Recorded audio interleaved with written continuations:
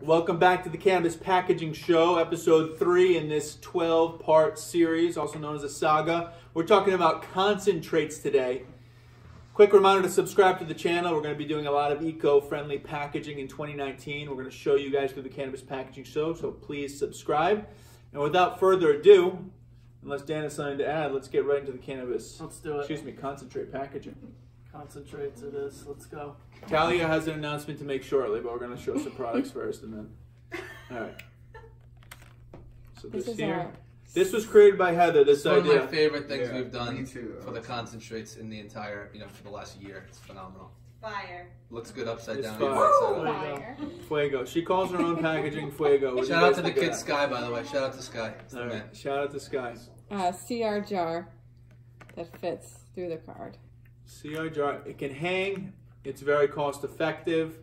It show them like the spot UV. If you can you see that on there? This thing's getting a lot of compliments.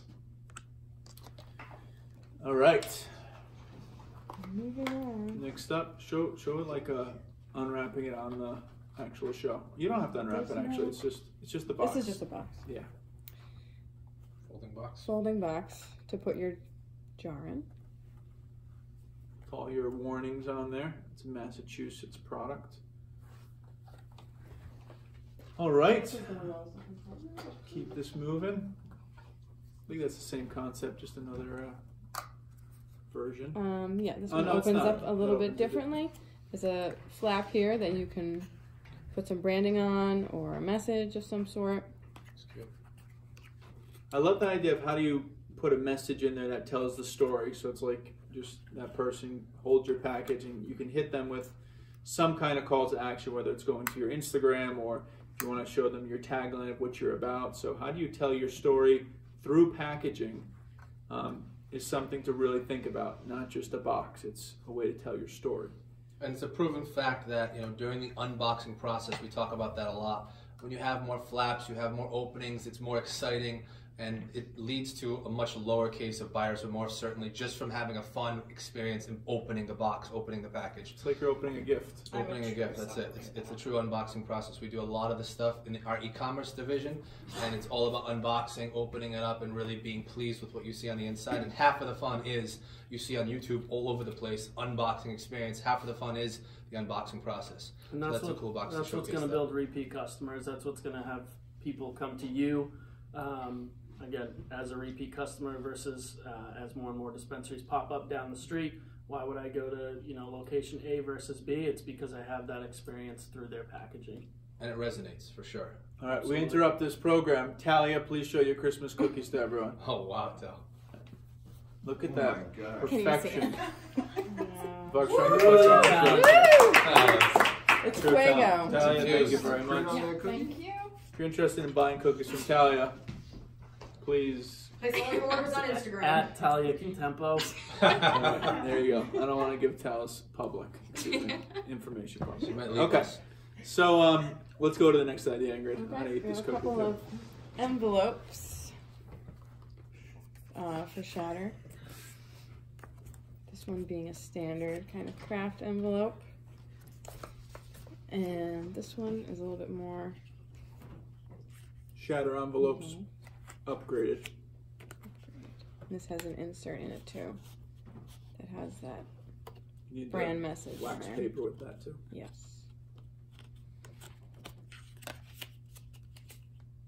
All right. And then we have a few items from the fashion side of our business that we think could be adaptable.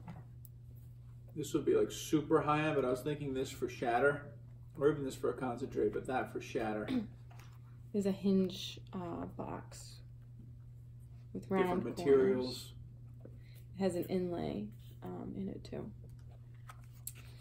And this has a flock interior, which is like a fuzzy sweater kind of thing. You would not I'm put- thinking you would of- not put the fuzzy sweater with the shatter. I'm More like thinking a of velvet. terminology velvet. I was thinking of terminology that was not That's good. fashion related. This obviously has a bracelet insert inside of it, Yes. but we would cater it to your product, whatever it may be. Right, Get we that- can make an That thing insert. needs to get off the show.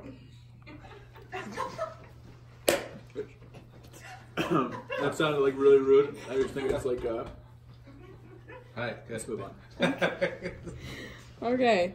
You might get shredded for this one. 2-piece box.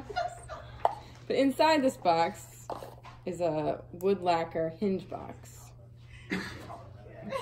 Which again, this was for a ring, but we can make an insert for your jars. Really nice polished wood. I don't know if it shows up on camera, but a gorgeous, gorgeous, almost like a mirror finish, polished wood. Really, really cool option for higher end customers. All right. This is another non-contempo sample. That would have to be a different size, but just I really like the opening and the magnetic closure and the material too. I think materials are a huge thing that play into the brand overall. So it's not just the design on the box, but the material selection. And I see a lot of people in the industry just choosing standard 18-point board with 4-color process, 4-color print. And the textures are a great way to tell the story of what you're about. Are you premium? Well, then use a premium texture. Are you eco-friendly? Are you natural? Then use a natural craft feel. So keep materials in mind. This is a similar example of it has a magnet in it. This is a box for makeup. So it has a mirror inside, but it has that nice snap closure. Type of box that you will not throw out, like Dan was talking about, knowing the experience and knowing what your customer is going to do after he makes the purchase or she makes the purchase. Sometimes you want to just have a package that's going to contain and then be thrown away. Other times, if you really want to make it, whether it's giftable or you just want to add to the experience, you design packaging that's not going to be thrown away. That's going to be kept with the life cycle of the product or even after that. So an item like that with a mirror on it could be put on the desk, has your brand on it forever. And again, the customer connects with it, you know, for years and years and years to come. I see that as like a 5 milliliter concentrate jar would look really nice in that that concept. Okay. What do you guys want to say about this? All right, so this is just sort of a aspirational or concept that we haven't really tested, but we're thinking a concept to have shatter inside of there. I want to see if you guys think that would be viable. This is a concept that we did for the fashion industry. We had a floating ring box, and I think a lot of people like to see shatter. They like to see how clear it is, right? How transparent it is. So I'm thinking that could be a really, really cool option. It's a good display piece for sure. Nick, what do you think? That was actually your idea about you were telling me about like the transparent nature. Yeah, people like to see, you know, the purity of it and how transparent it is. And honestly, I think that's a great idea.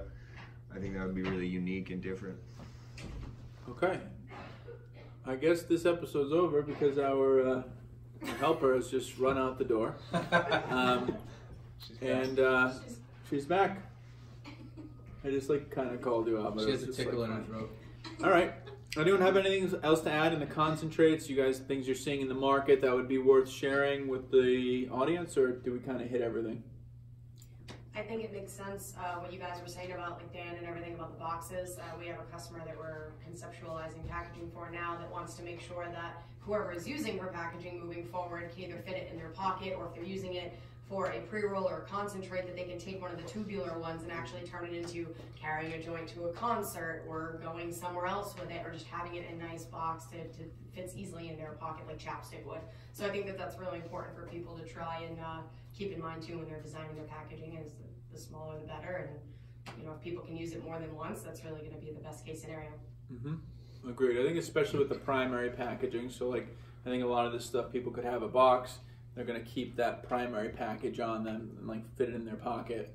I think that, yeah, we hear that a lot. That's definitely a common thing. What is it going to be like for the person who's carrying the product? How do you have that seamlessly integrate into their lives? The cookie was great, and a little rude eating on camera. I could see someone writing in the comments, this guy's eating on camera, but I'm sorry to you, whoever's going to call me out on that. And didn't share with Dan. That's a good point. Well, I did save them a little bit. See you on episode number 4, everyone. Sharing is scary.